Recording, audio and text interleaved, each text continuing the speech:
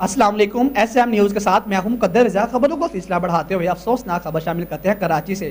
کراچی کے علاقہ الفلاح میں ڈکیتیوں کی اطلاع پر آنے والی پولیس پارٹی کی فائرنگ سے زخمی نوجوان دوران علاج دم توڑ گیا۔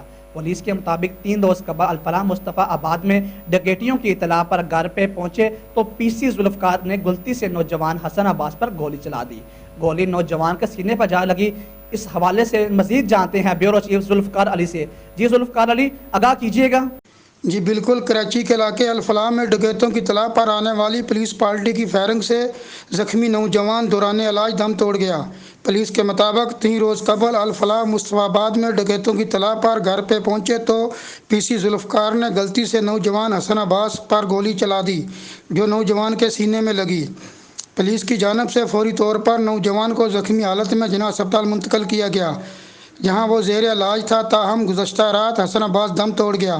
جہاں باق نوجوان حسن عباس کے دوست نے بتایا کہ وہ شادی پر گئے ہوئے تھے، واپس آئے تو گھر میں لوٹ مار ہو چکی تھی۔ ہم پولیس کو اطلاع دے کر گھر کی تلاشی کر رہے تھے۔ اسی دوران حسن عباس سیڑھیوں سے اتر رہا تھا کہ اہلکار ذوالفقار نے ڈکیت سمجھ کر اسے گولی مار دی، جبکہ پولیس کا کہنا ہے کہ فائرنگ میں ملوث اہلکار کے خلاف مقدمہ درج کر کے گرفتار کر لیا گیا ہے۔ جی بہت شکریہ ذوالفقار علی، ہم تفصیلات سے آگاہ کرنے